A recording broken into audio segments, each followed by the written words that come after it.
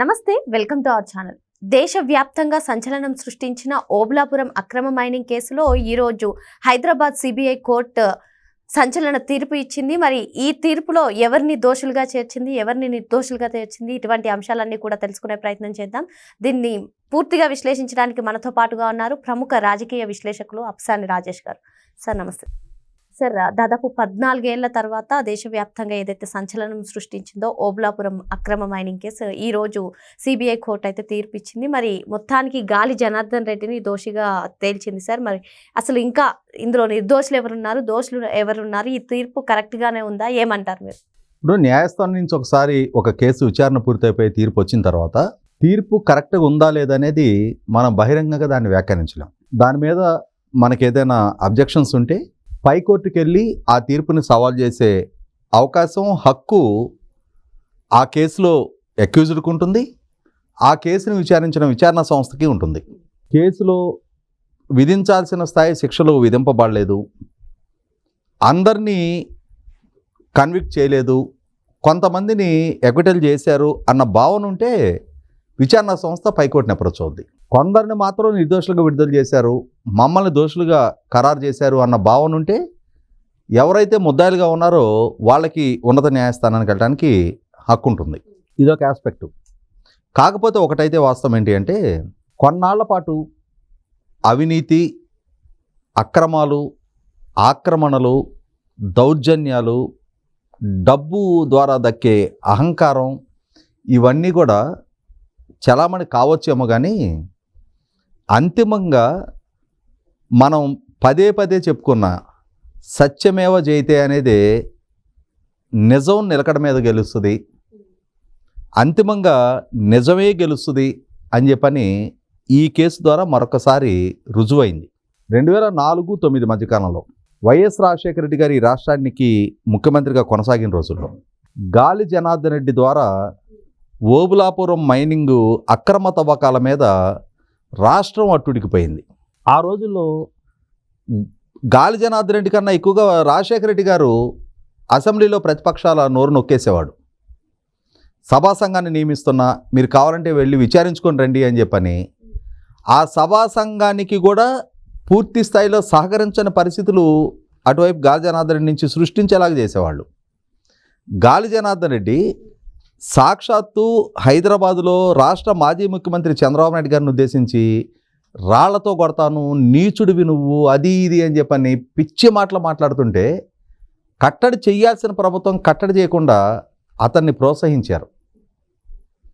ఆ రోజుల్లో చాలా విస్తృతంగా, విశృంఖలంగా ఈ అక్రమ మైనింగ్ జరుగుతూ ఉంటే రాష్ట్ర వ్యాప్తంగానే కాదు, దేశవ్యాప్తంగా కూడా రెడ్డి బ్రదర్స్ దోపిడీ, ఈ దోపిడీ సొమ్ముతోటి వాళ్ళు రాజకీయాల్లోకి వచ్చి కర్ణాటక రాజకీయాలను శాసిస్తున్నా, ఆ డబ్బే ఆంధ్రప్రదేశ్ రాష్ట్ర రాజకీయాన్ని కూడా ప్రభావితం చేస్తున్నా సరే, దేశం రాష్ట్రం కోడేకొస్తున్నా కూడా రాజశేఖర రెడ్డి గారు ఆ డబ్బు, ఆ వెసులుబాటు ఆయనకు దక్కుతూ ఉంది కాబట్టి ఆయన కూడా ఆ దోపిడీకి సహకరించిన పాలకుడే కాబట్టి ఆ రోజు ఆయన కనీస మాత్రపు చర్యలకు కూడా ఉపక్రమించాల. ఇన్ఫ్యాక్ట్ ఇంకా ఒక అడుగు ముందుకేసి ఆయన ఈ అక్రమ మైనింగ్కి పాల్పడుతున్న గాలి జనార్దన్ రెడ్డి చేత నేను కడప జిల్లాలో బ్రాహ్మణి స్టీల్స్ అని చెప్పని స్టీల్ ప్లాంట్ పెట్టిస్తున్నా అని చెప్పని దానికోసం 10,000 ఎకరాలు కేటాయించాడు. కేటాయించడే కాకుండా ఆ స్టీల్ ప్లాంటు నిర్వహణకి కోసం సానుకూల పట్టానికి ఎయిర్పోర్టు, డెడికేటెడ్ ఎయిర్పోర్ట్ పెట్టుకోవడానికి అని చెప్పని ఇంకొక 4,000 ఎకరాలు కేటాయింపు చేశాడు. అంతిమంగా జరిగింది ఏంటి అంటే, ఈ స్టీల్ ప్లాంట్కి కేటాయించిన భూములు తాకట్టు పెట్టుకొని బ్యాంకులో గాలి జనార్దన్ రెడ్డి లోన్ తెచ్చుకున్నాడు తప్ప స్టీల్ ప్లాంట్ ఎస్టాబ్లిష్మెంట్ అనేది ఎటుపోయిందో తెలియదు. ఆ స్టీల్ ప్లాంట్ ఎస్టాబ్లిష్మెంట్ కోసం అని చెప్పని క్యాప్టివ్ మైన్స్ కేటాయింపు చేశారు. ఆ క్యాప్టివ్ మైన్స్కి కూడా రాజశేఖర రెడ్డి గారి పాలనా హయాంలోనే ఇవాళ సబితా ఇంద్రారెడ్డి గారు మైనింగ్ మినిస్టర్గా ఆమె కూడా ఈ కేసులో అక్యూజర్ కావడానికి ప్రధాన కారణం ఏంటి అంటే, ఆ రోజుల్లో గాలి జనార్దన్ రెడ్డి మైనింగ్ అక్రమాలకు పాల్పడుతూ ఉన్నప్పుడు ఆ మైనింగ్ మినిస్టర్, ఆ రోజు మైనింగ్ ఎండీగా ఉన్న రాజగోపాల్ కూడా ఇవాళ కన్విక్ట్ అయ్యాడు. ఆ రోజు మైనింగ్ సెక్రటరీగా ఉన్న శ్రీలక్ష్మి, ఆవిడ కూడా యాక్చువల్గా అక్యూజ్డ్, ఆవిడ కూడా చాలా రోజులు జైల్లో ఉండొచ్చింది. కానీ ఆమె తెలంగాణ హైకోర్టుని అప్రోచ్ అయ్యి డిశ్చార్జ్ పిటిషన్ ఫైల్ చేసుకున్న మీదట తెలంగాణ హైకోర్టు ఆదేశాలతో ఆమెను కేసు నుంచి డిశ్చార్జ్ చేశారు. కానీ సిబిఐ ఆ డిశ్చార్జిని సవాల్ చేస్తూ సుప్రీంకోర్టులో కేసు ఫైల్ చేసింది. వాస్తవంగా అయితే నోట్ ఫైల్లో గాలి జనార్దన్ రెడ్డికి కేటాయించిన క్యాప్టివ్ మైన్స్లో ఆ క్యాప్టివ్ అనే పదాన్ని తీసేసి అక్కడ మైనింగ్ చేసుకోవడానికి అనుమతించింది మైనింగ్ సెక్రటరీగా శ్రీలక్ష్మి. కాబట్టి రేపటి రోజైనా సరే అంతిమంగా కన్విక్టెడ్ లిస్టులో శ్రీలక్ష్మి పేరు కూడా చేరుతుందని చెప్పని నేను అనుకుంటున్నా. అంటే సార్ ఇప్పుడు ఈ తీర్పు వచ్చింది కదా, ఇప్పుడు సుప్రీంకోర్టులో మీరు ఏదైతే పిటిషన్ దాఖలు చేశారో ఆపోజిట్గా శ్రీలక్ష్మికి అన్నారో అది కూడా ముందుకెళ్లే అవకాశం ఉంది 100కి 100 ఎందుకంటే దాదాపుగా ఈ కేసు నమోదయ్యి 2009వ సంవత్సరంలో కొంజేటి రోసయ్య గారు ముఖ్యమంత్రిగా బాధ్యతలు చేపట్టిన తొలినాళ్లలో ఈ కేసు నమోదైంది. ఆ తర్వాత సుదీర్ఘకాలం విచారణ జరిగి దాదాపుగా గాలి జనార్దన్ రెడ్డికి బెయిల్ రావడానికే 3-4 సంవత్సరాల కాలం పట్టింది.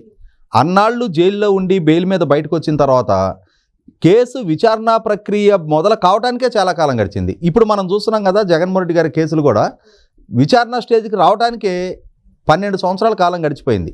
రేపు సెప్టెంబర్ 23వ తారీఖు వస్తే ఆయనకి బెయిల్ వచ్చి 12 సంవత్సరాలు జగన్మోహన్ రెడ్డి గారికి. అలాగే గాలి జనార్దన్ రెడ్డి ఇష్యూ కూడా. కానీ అంతిమంగా ఇప్పుడు ఇంకా శిక్షలు ఖరారు కాలేదు, ఇంకొంతసేపటికి శిక్షలు ఖరారు కావచ్చేమో. కానీ ఒకటైతే వాస్తవం, ఇవాళ ప్రకృతి వనాన్ని అడ్డగోలుగా లూటీ చేసి ఇంకొక అడుగు ముందుకేసి తెలుగుదేశం వర్గాల్లో ఉన్న అభిప్రాయం కూడా, తెలుగుదేశం వర్గాల్లోనే కాదు రాష్ట్ర ప్రజల్లో కూడా ఉన్న ఒక అభిప్రాయం కూడా ఏంటి అంటే, అనంతపూర్ జిల్లాలో ఈ ఓబులాపురం మైనింగ్ ప్రకృతి వనాన్ని అడ్డగోలుగా దోపిడీ చేయడం కోసమే అక్కడ బలమైన నాయకుడుగా పరిటాల రవి గారు ఎక్కడ వీళ్ళకి అడ్డుపడతారో ఈ దోపిడీని ఎండగట్టే ప్రయత్నం చేస్తారో అనే ఉద్దేశంతో స్టేట్ స్పాన్సర్డ్ హత్యగానే పరిటాల రవి గారిని చాలామంది ప్రజలు కూడా భావిస్తూ ఉంటారు.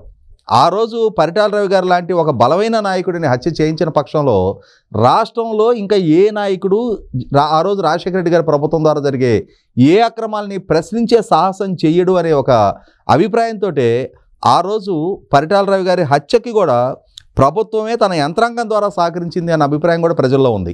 ఏదేమైనా సరే ఒక 13-14 సంవత్సరాల కాలం గడిచిపోయినాకైనా సరే ఇవాళ అంతిమంగా న్యాయస్థానం నుంచి గాలి జనార్దన్ రెడ్డిని, మైనింగ్ ఎండీగా రాజగోపాల్ని, అలాగే గాలి జనార్దన్ రెడ్డి పిఏ అలీఖాన్ని, గాలి జనార్దన్ రెడ్డి బ్రదర్ల శ్రీనివాసరెడ్డిని, వీళ్ళ నలుగురిని దోషులుగా ఖరారు చేస్తూ తీర్పు వెలువరించడం జరిగింది. నా అభిప్రాయం ప్రకారం అయితే ఒకవేళ హైకోర్టు నుంచి కనుక డిశ్చార్జ్ పిటిషన్ ద్వారా ఈ కేసు నుంచి శ్రీలక్ష్మి డిశ్చార్జ్ కాకుండా ఉన్నట్టయితే తాను నోట్ ఫైల్లో క్యాప్టివ్ అనే పదాన్ని తీసేసి ఈ దోపిడీకి సహకరించినందుకు తాను కూడా ఖచ్చితంగా శిక్షకు గురవడానికి ఆస్కారం ఉండుండేది. ఇవాళ సుప్రీంకోర్టు నుంచి అయినా సరే ఫైనల్గా అంటే శ్రీలక్ష్మికి కూడా శిక్ష ఖరారు కావడానికి ఆస్కారం ఉందని నేను భావిస్తా ఉన్నా. ఈ నేపథ్యంలో ఇంకొక అంశం కూడా ఏంటి అంటే, జగన్మోహన్ రెడ్డి గారి కేసులు ఈ మధ్యకాలంలో ఎప్పుడైతే తెలంగాణ హైకోర్టు నుంచి ఈ గాలి జనార్దన్ రెడ్డి గారి కేసుల మీద స్టే ఇచ్చారు గతంలో, ఆ స్టే ఇచ్చిన నేపథ్యంలో గాలి జనార్దన్ రెడ్డి కేసులే పోయాయి. రేపు జగన్మోహన్ రెడ్డి కేసుల పరిస్థితి ఏంటి, ఆయన కేసులు కూడా అన్నీ డిశ్చార్జ్ అవుతూ ఉన్నాయి, ఆయన కూడా నిర్దోషిగా విడుదలవుతాడు అని చెప్పని వాళ్ళ శ్రేణులు రకరకాలుగా ప్రచారాలు చేసుకుంటూ ఉండేవాళ్ళు. కానీ ఇవాళ గాలి జనార్దన్ రెడ్డికి శిక్ష ఖరారైన నేపథ్యంలో ఖచ్చితంగా ఈరోజు కాకపోతే రేపు కాకపోతే ఇంకొక సంవత్సరానికైనా సరే తన మీద నమోదైన 11 అక్రమాస్తుల కేసుల్లో కూడా జగన్మోహన్ రెడ్డి గారికి కూడా శిక్ష ఖరారు కావటం ఖాయమని నేను భావిస్తా ఉన్నా. ఓకే సార్, మరో అంశంతో మళ్ళీ కలుద్దాం. Thank you sir.